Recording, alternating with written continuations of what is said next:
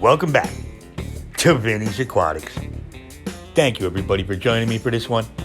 As we're on the road to 2,000 subscribers, we should be there hopefully by the end of the month. Thank you to all the new subscribers, and thank you to all the old subscribers. There I go, put my fingers in front of the camera again. Gotta learn how to stop doing that. So I thought I'd take a minute, let you guys see the outside of the shop. It's where I work every day.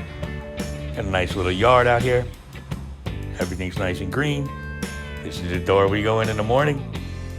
There's the name of the company. You guys can look it up online if you want. As we go into the shop, what are we gonna do today? Well, I'm gonna show you guys exactly how I made a sign for Ben Ochart. Do me a favor, hit that like button. It helps with the algorithm. And if you're new to the channel, hit that subscribe button. Smash that notification bell.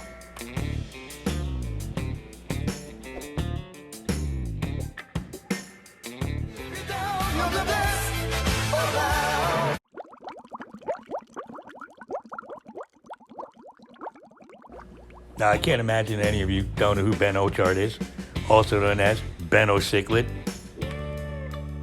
If you haven't checked out his channel, or you're not subscribed to his channel, or you don't even know who he is, might be something seriously wrong with you. Something wrong with us. Something very, very wrong with us. Something seriously wrong with us. So, Ben is one of my favorite fish tubers. I've been watching him for years. I think he has some of the best information out there, and he has a really great delivery style. So, I know I'm beating a dead horse, but if you haven't checked him out, go check him out. Now, Ben just recently moved, and he has a new fish room. So I decided, let me see if I can make a sign for him. You know, show a little appreciation. Well, let me show you the inside of the shop. This is the main production room right here. This is where all the magic happens. We have a lot of illuminated letters on the tables, a lot of panels that we were working on, getting ready to be primed and painted. That's my main work table over there, and my metal cutter. Now this is the back room. This is where the table saw is. This is where the booth is. There's more stuff that I welded, steel, aluminum that I welded this week. It's being prepped, getting ready to be prime painted. There's the fish tank. There's my welders.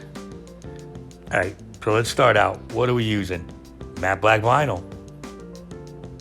The plexiglass face. Translucent vinyl, which I cut and weeded, and here's the logo. Going to be using some 12-volt LEDs, and we have 12-volt power supplies. Here we have a nice green trim cap. It's going to help the face stay on, and of course, aluminum. First thing I'm going to do, I'm going to cut the face using a jigsaw with a plastic blade. I put a template on there, so I'm just going to cut right around it. Now, one thing, Vinny, note to self.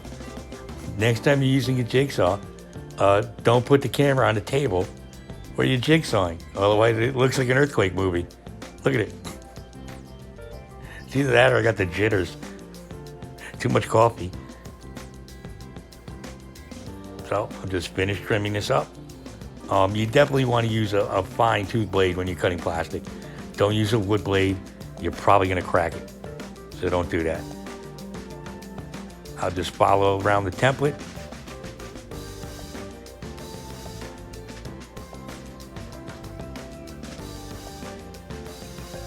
Yeah, definitely don't put the camera on the same table where you're using a jigsaw.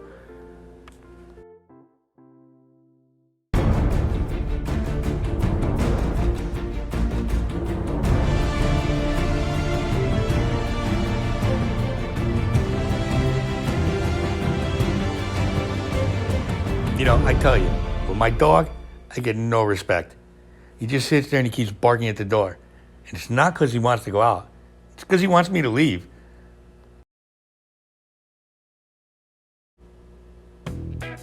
My next step is I'm going to cover the space that I trimmed into a circle. I'm going to cover that with translucent white vinyl to reduce the shiny plastic look. So I'm just going to use a little soap and water, wet it down. Now I like to wet the top side here so I don't get any scratches in it. I'm just going to use my squeegee, get all the bubbles out. That's the key whenever you do vinyl. You just want to get all the bubbles out. If you're having a problem getting the bubbles out, you probably want to add just a tiny bit more soap to your soap and water mixture. Now I just take a nice straight edge razor blade and I trim right around the plastic. Make sure you use a sharp blade so you don't rip anything.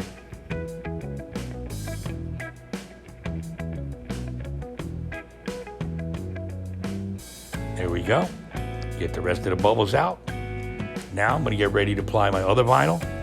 Add the colors to it. Add the logo.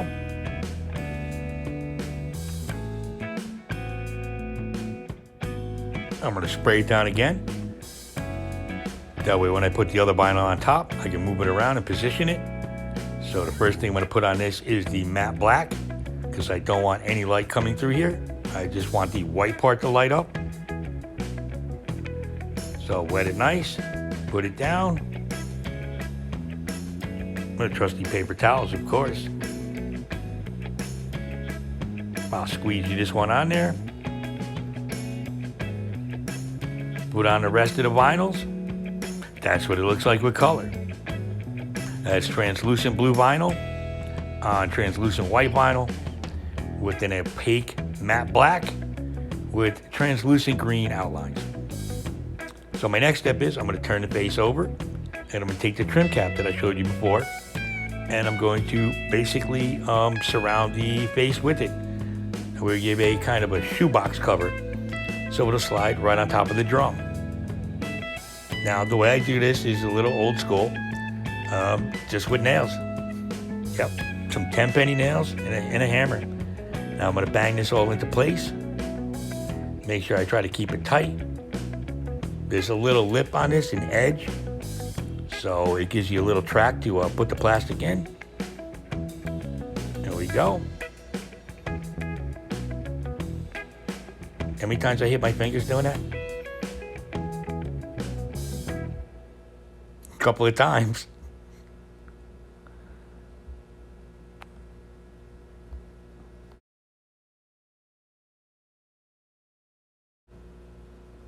Now that we have it all nailed down, just going to make sure, push down, get rid of all the debris on it. Now I'm going to take glue.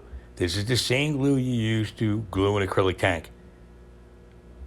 I have it in the little needle. Now, like I was trying to tell people before, if you are gluing an acrylic tank, they do make a slow set for this, for larger pieces of plastic. That, you know, it's kind of like silicone, except it's this kind of glue, so it'll bond everything together. Now I'm just going to put a little piece right here where the seam is. Make sure it's all pushed down. Run some more glue. Once this bonds, it's not going anywhere. And there we go. Let that dry.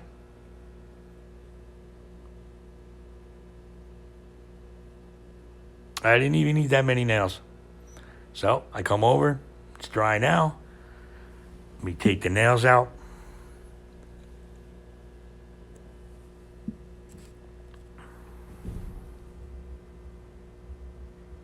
Here we go.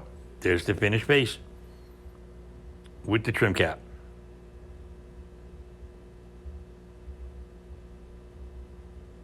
Take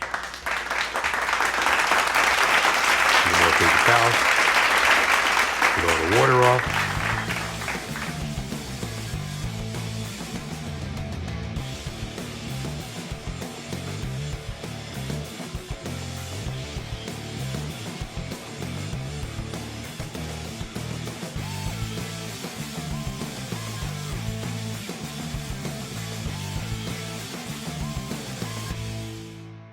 My next step, I made the same template, used the same jigsaw, and I cut out my aluminum back.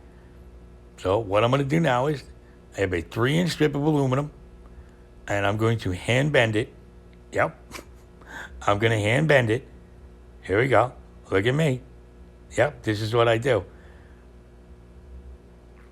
I'm just going to put a curve on it, start bending it into the shape.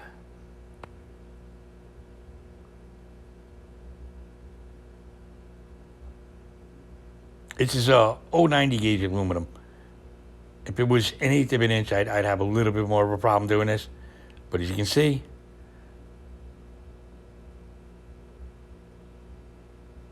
it's pretty, wow. It's pretty easy. My God, it's pretty easy to wrap around this thing.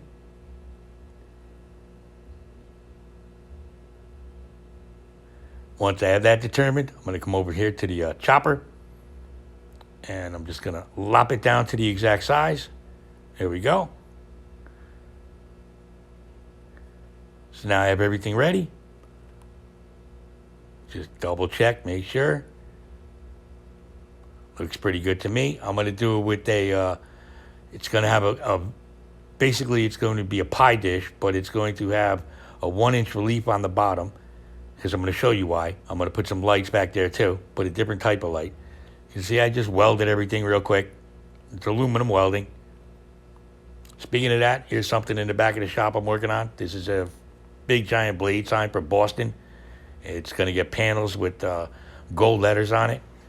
But this thing's pretty big, and it's going out in the wind, so I had to really kind of engineer it and weld the crap out of it, if crap is a technical term. So my next step is I'm going to use this glue right here.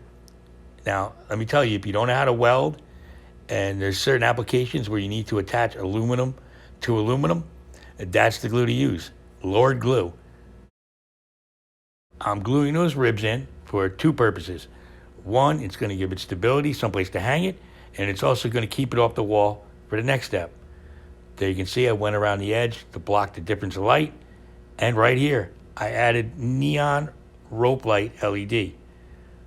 A blue, it has its own power pack and a dimmer, and I run 2 rows of these around. Next, I'm going to bring it into the spray booth. Now I have to get these signs out of here, but this is basically what I'm going to do. I'm going to mix up a blue, and I'm going to paint the edges blue so the blue matches Ben's logo. And here it is. All done, all put together. It's just waiting for one more thing. I'm going to put a fish on it. I'm going to try to make the fish look like the fish in Ben's logo, the cichlid. I'm going to do it out of the neon rope light. There we go. I put that on with tie wire like you do traditional neon. That also has its own dimmer, but that's the finished product. See, the base whites up light. You have the neon fish. You have the blue halo light. I think we're good to go. What do you guys think? Leave a comment down below. Now we have it packed up. My buddy Bob packed it up for me. We're going to throw it into this box, and we're going to pray to God that UPS doesn't destroy it on its way to Ben's.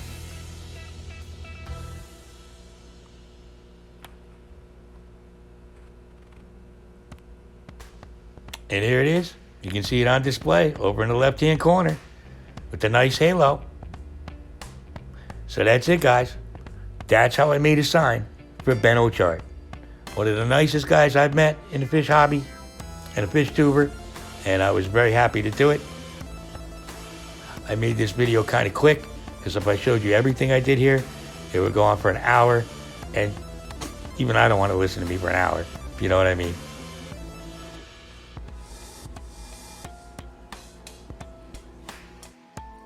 I want to say thank you guys for joining me today. I hope you found this interesting, how I made this sign, and I hope to see you next time on Vinny's Aquatics. Woo!